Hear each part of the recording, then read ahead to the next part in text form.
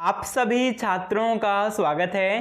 तो छात्रों, आज की इस वीडियो में हम आपको कक्षा 10वीं जो आपका विषय हिंदी है उसकी अभ्यास प्रश्न पत्र सेट आ 2023 का कंप्लीट पेपर बताने वाले हैं। जी हाँ छात्रों, जो आपके 30 जनवरी से प्री बोर्ड परीक्षा के रूप में अभ्यास प्रश्न पेपर होने वाले हैं 11 फरवरी तक।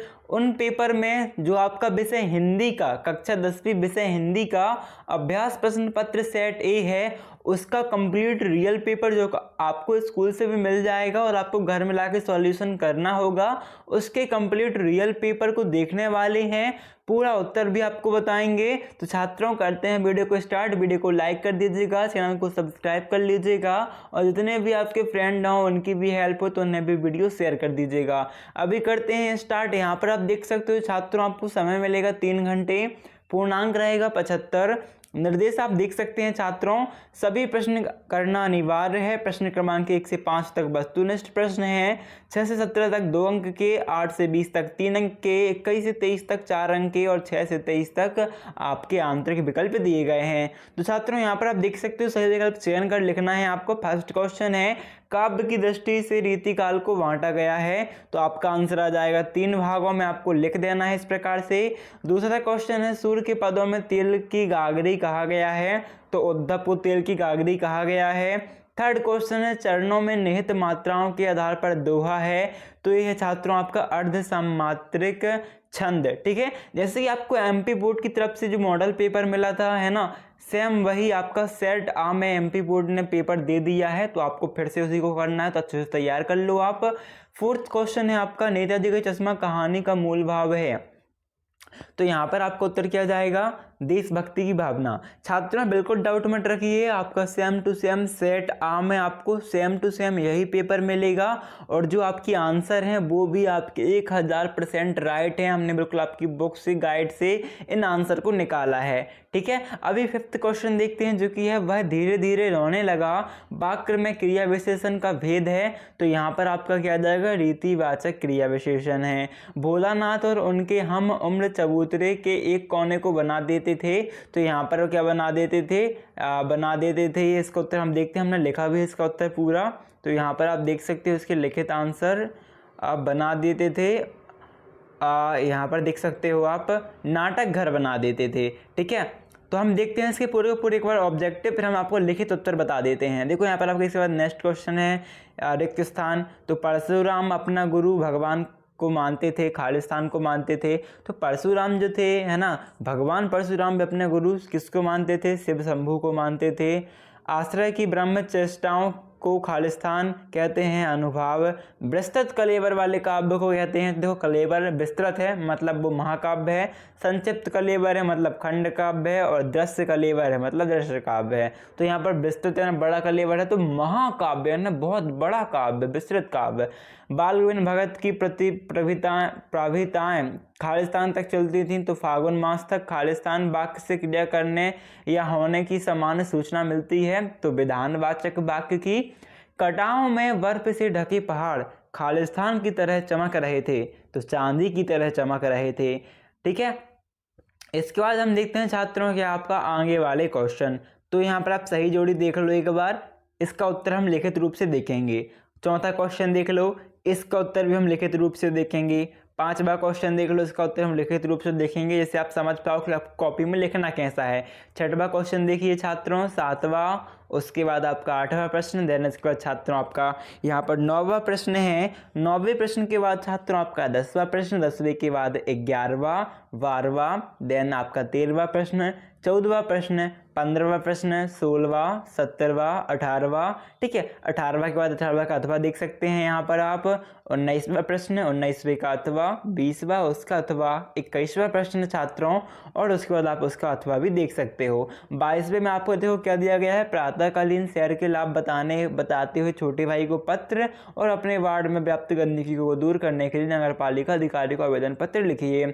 और फिर 23वां, तो हम क्या करें, अभी सॉल्यूशन देखते हैं, कंप्लीट सॉल्यूशन। तो board MP class 10 subject Hindi आपका पहला जो आपका हिंदी का क्या है, आपका अभ्यास प्रश्न पत्र है, प्री बोर्ड जैसा पेपर है, कंप्लीट सॉल्यूशन। तो हमने आपको बता दिए हैं है ना, कि ऑब्जेक्टिव टिक करने वाले। इसी प्रकार पहले क्वेश्चन लिखना अच्छे से, फिर उत्तर, जैसे आपको पूरे मार्क्स मिले, आपका एक भी मार्क्स ना कटे। फिर दूसरा क्वेश्चन लिखना बहुत अच्छे से, और फिर उसका उद्दा मतलब उसका जो उत्तर है वो लिखना, जिससे आपके बिल्कुल मार्क्स ना कटें। क्वेश्चन लिखिएगा छात्रों ब्लैक पेन से, उत्तर लिखिएगा ब्लू पेन से, कुछ इस प्रकार से, है ना। तो हमने ये तो देख लिए हैं। सेकेंड क्वेश्चन हम देखते हैं। परशुराम अपना गुरु भगवान शिव को मानते हैं। आश्रय की बाह्य शारीरिक चेष्टाओं को खालिस्तान कहते हैं, तो अनुभाव कहते हैं। बृहस्पति कलेवर वाले काव्य को कहते हैं, तो महाकाव्य कहते हैं। बाल गोविंद भगत की प्रभिताएं फागुन मास तक चलती थीं। विधानवाचक वाक्य से किसी क्रिया या होने की सामान्य सूचना मिलती है। और कटाओं में बर्फ से ढके पहाड़ चांदी की तरह क्या हो रहे थे, चमक रहे थे। इसके बाद आपकी सही जोड़ियां हैं, है ना। तो खंड आ में आपके प्रश्न हैं और खंड बा में हमने आपके उत्तर लिखे हैं। आपको भी इसी प्रकार से एक साइड लिखना है प्रश्न, दूसरे साइड लिखना है उत्तर, ठीक है। तो यहाँ पर लिखा है आ में उत्साह कविता, तो इसके किस प्रकार की कविता है ये, एक आहान गीता है। मानवीय क्रियाओं का आरोप, तो मानवीकरण अलंकार को। रिपोर्टार्स की भाषा, फ्रेंच में इसका निर्माण हुआ, तो इसकी भाषा भी कैसी है, फ्रेंच है। सफेद पोष किसकी होती है, भद्र व्यक्ति सफेद पोष की होती है। जो कम बोलता है उसे क्या कहते हैं, मितभाषी। और अज्ञेय की रचना तार सप्तक। इसके बाद छात्रों आपके एक वाक्य में उत्तर दीजिए। तो आप पहले प्रश्न लिखिएगा बाकायदे, फिर आप उत्तर लिखिएगा। उत्तर क्या लिखिएगा, पहले में आपका प्रश्न है फसल कविता हमें किसके करीब ले जाती है। उत्तर आएगा किसान और कृषि संस्कृति की ओर, ठीक है। किसान और कृषि संस्कृति आप यहाँ पर लिख सकते हो की ओर, ठीक है। या फिर पूरा लिखना तो पूरा लिख दीजिए कि किसान और कृषि संस्कृति की ओर ले जाती है। आपका मन जैसे भी आप लिखो आपको मार्क्स मिल जाएंगे, ठीक है। अभी देखो आपका है विभाव के भेदों के नाम लिखिए। तो अलंबन और उद्दीपन, यहाँ पर नाम लिख लीजिएगा, ठीक है, अलंबन और उद्दीपन। इस बच्चे ने लिखा है, जिसने बच्चे ने इस उत्तर को, तो उसका भी थोड़ा मिस्टेक है, तो आप मतलब यहाँ पर सुधार लेना, आप आलंबन कर लेना। फिर आपका शास्त्रों में काशी किस नाम से प्रतिष्ठित है, तो आनंद का नंद से प्रतिष्ठित है। किस समय में प्रथम पद प्रधान एवं अव्यय होता है, तो अव्ययी समास में। अपना हाथ जगन्नाथ लोकोक्ति का क्या अर्थ है, तो स्वयं का कार्य स्वयं के द्वारा करना, यही अर्थ है। भोलानाथ के पिता फूल के कटोरे में उसे क्या सान कर खिलाते थे, गौरस यानी कि दूध और भात यानी कि चावल सान कर खिलाते थे। कौन, भोलानाथ के पिता, ठीक है। तो अभी देखो उसके बाद छात्रों आपका अगला प्रश्न आता है, सत्य सत्य बताना है। पहला क्वेश्चन है, मुख्य गायक की आवाज़ भारी, ठीक है, भारी व गंभीर होती है। तो इसकी लता मंगेशकर की गायिका थी, वो भी मुख्य गायिका थी, है ना, बहुत बड़ी फेमस, बड़ी उनका नाम चलता है अभी भी। तो उनकी आवाज़ भारी और गंभीर होती है ना। तो मुख्य गायक जितने भी होते हैं उनकी आवाज़ भारी और गंभीर होती है, तो आपका ये सत्य हो जाएगा। फिर है दोहा और चौपाई वार्णिक छंद है, तो आपका असत्य हो जाएगा। कैसे छंद है, मात्रिक छंद है। फिर मानव संस्कृति एक अविभाज्य वस्तु है, तो हाँ एक अविभाज्य वस्तु है। दो वर्णों के मेल को संधि कहते हैं, तो क्या कहते हैं, संधि ही कहते हैं ना, तो आपका ये सत्य हो जाएगा। रंगीन पताकाएं शांति और अहिंसा का प्रतीक हैं, है ना, तो आपका ये भी बिल्कुल सत्य है छात्रों, सत्य टिक कर देना। और पढ़कर ही लेखक अभ्यंतर व्यवस्था को पहचानता है, तो ये आपका असत्य रहेगा, देखकर भी पहचान सकता है। फिर आपका अगला प्रश्न आता है छात्रों, इसे ध्यान से अच्छे से लिखना, अच्छे से पढ़ोगे बस, समझोगे बस, आप एक बार सुन लोगे, हम आपको जैसे बताएंगे तो आपको याद हो जाएगा, क्योंकि हिंदी वैसे है, तो आप अच्छे से सुनते चलना। छठवां प्रश्न आपका आया है, रीतिकाल को श्रृंगार काल क्यों कहा जाता है। रीतिकालीन किसी एक कवि का नाम लिखना है आपको, तो यहाँ पर हम बताते हैं आपको। देखो रीतिकालीन, इसमें आपको उत्तर लिखना है, रीतिकालीन काव्य में श्रृंगार रस का अधिक वर्णन हुआ, ठीक है, श्रृंगार रस का अधिक वर्णन हुआ, इसलिए कुछ लोग इस काल को श्रृंगार काल कहते हैं। ये आपका उत्तर हो जाएगा। और फिर आपका किसी एक कवि का नाम पूछा है रीतिकालीन, तो ब्लैक पेन से डालना रीतिकालीन कवि डैश घनानंद और केशव दास, ठीक है, कोई भी एक नाम लिख देना चल जाएगा। अथवा में प्रश्न छात्रों, चाहो तो अथवा वाला करो या चाहो तो मैन वाला करो। नई कविता कोई दो विशेषताएं लिखिए, तो क्षणवाद को महत्व, जीवन के प्रत्येक क्षण का महत्व माना है, और कुंठा संतरास मृत्यु विरोध को मनोवैज्ञानिक ढंग से चित्रण किया है। यदि मेरी बात करें आपको दोनों तैयार हैं तब कोई भी लिख दीजिएगा, और यदि आपको दोनों तैयार नहीं है तो आपका ये वाला थोड़ा ज़्यादा ही आसान आपको याद करने में रहेगा। फिर आपका अगला प्रश्न है, तुलसीदास अथवा नागार्जुन की काव्यगत विशेषताएं निम्नलिखित बिंदुओं के आधार पर लिखिए। दो रचनाएं और कला पक्ष। तो हम आपको जो ज़्यादा आसान है तुलसीदास जी है ना, गोस्वामी तुलसीदास जी, उनकी दो रचनाएं और कला पक्ष बता देते हैं। तो छात्रों आपको सबसे पहले देखो, हमने यहाँ पर लिखा नहीं है, गलती हो गई है, आपको लिखना है। जब ये लाइन लिखोगे इस लाइन से पहले ही आपको जो ये लाइन आपकी खाली रहेगी है ना, एक लाइन खाली रहेगी, एक लाइन खाली छोड़ना प्रश्न के बाद, और यहाँ पर बीचों बीच लिखना तुलसीदास। क्या लिखना? तुलसीदास लिखना बीचों बीच। उसके बाद डालना पहला दो रचनाएं रामचरितमानस और विनय पत्रिका, और कला पक्ष में भाषा डालना। भाषा डालने के बाद ब्रजभावधि रही, और इसके बाद लिख देना कोष्टक में मुख्यता, क्योंकि भाषा तो बहुत बोलते थे बट ब्रज और जो अवधि भाषा थी उनकी मुख्य भाषा थी। अलंकार में डालिएगा उपमा, रूपक उत्प्रेक्षा, छंद में चौपाई, दोहा, पद, सवैया, कवित्र और शैली उनकी प्रबंध एवं मुक्तक की है।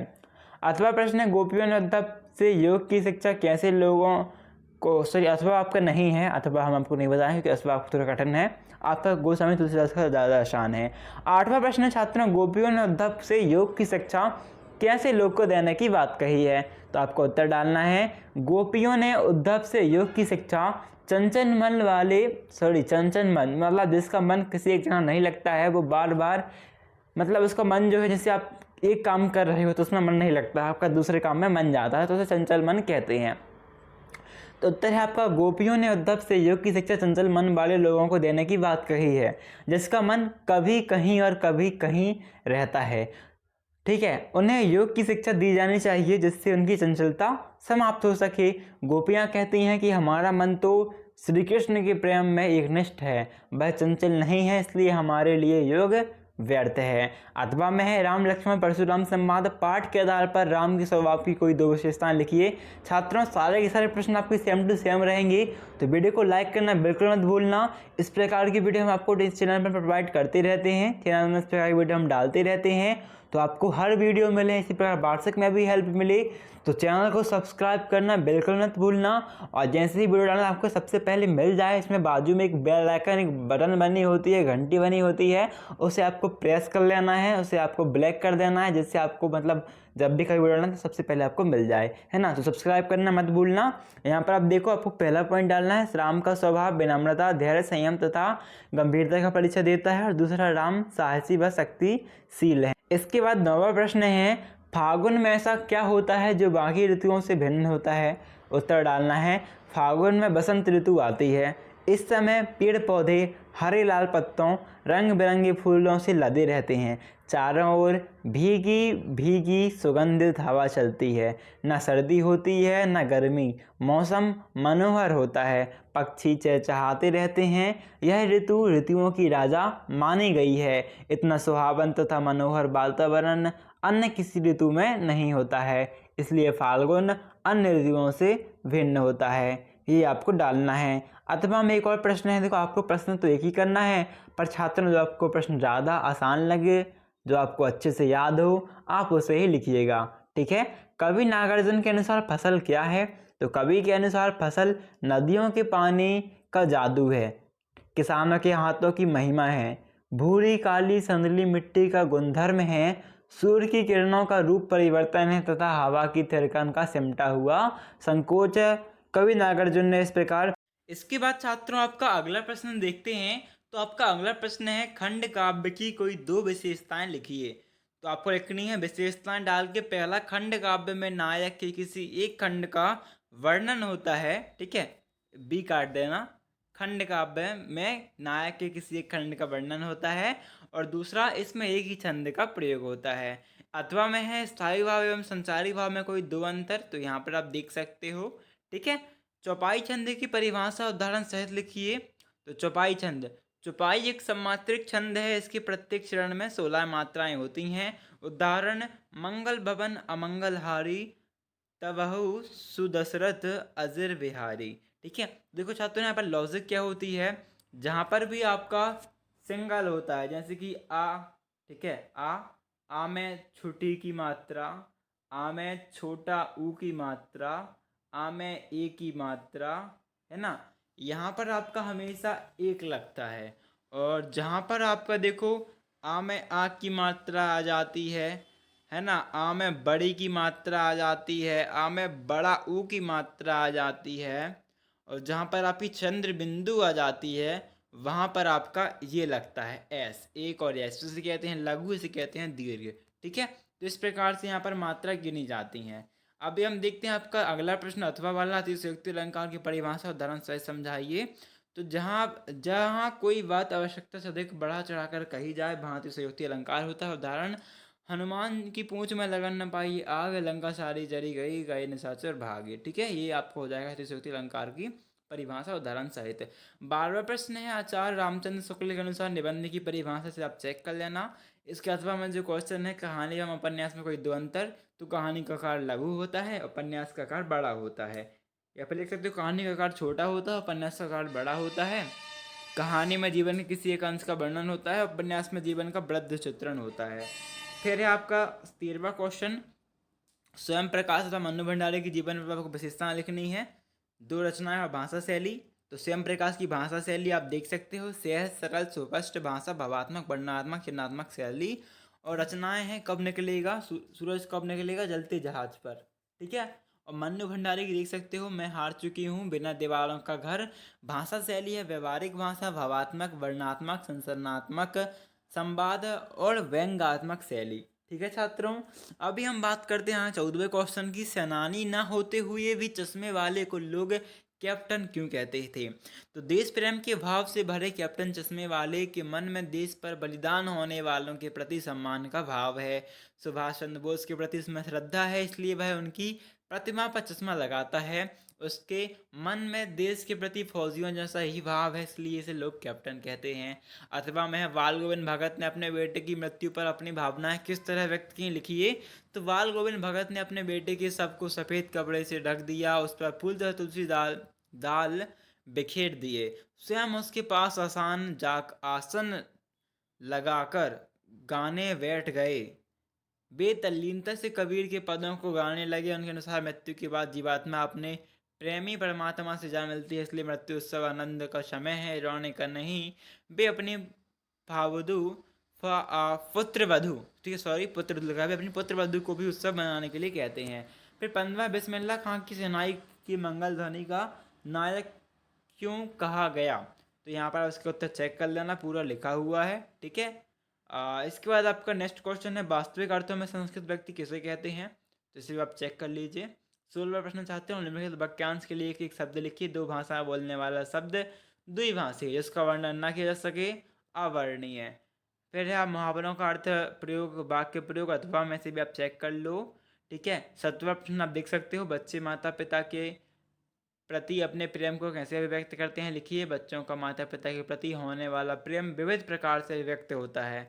बच्चे माता पिता के साथ बात करके, उनके गालों को चूमकर, उनके साथ खेलकर, उनके साथ घूमने जाकर, अटकन बटकन चटकन खेलकर, कहानी सुनकर, मीठे स्वर में गीत गाकर तथा तोतली भाषा में बातें करके माता पिता के प्रति होने वाले अपने प्रेम को व्यक्त करते हैं। बच्चे माता पिता पर अपना अधिकार मानते हैं, इसलिए वे अपनी हर मांग उन्हीं से करते हैं, अपनी इच्छाओं की पूर्ति भी उन्हीं से कराते हैं। इस प्रकार मांग में उनका विरोध नहीं, प्रेम भाव होता है। गंतोक को मेहनतकश बादशाहों का शहर क्यों कहा गया है। गंतोक को मेहनतकश बादशाहों का शहर इसलिए कहा गया क्योंकि यहाँ के लोगों को बहुत मेहनत करनी पड़ती है। पहाड़ी क्षेत्र के कारण पहाड़ों को काटकर रास्ता बनाना पड़ता है। पत्थरों पर बैठकर औरतें पत्थर तोड़ती हैं और उनके हाथों में कुदाल व हथौड़े होते हैं। कईयों की पीठ पर बंधी टोकरी में उनके बच्चे भी बंधे रहते हैं। उनकी मातृत्व व श्रम साधना साथ साथ देखी जा सकती है। यहाँ की पहाड़ें ही रास्ता बनाती हैं। सिर पर लकड़ियों की भारी भरकम गट्ठर उठाती हैं। हरे भरे बागानों में युवतियाँ बोकू पहने चाय की पत्तियाँ तोड़ती हैं। बच्चे भी अपने माँ के साथ साथ काम करवाते हैं। अतः गंतोक को मेहनतकश बादशाहों का शहर कहते हैं। तो छात्रों, ये आपका complete question paper, complete real question paper with solution हो चुका है।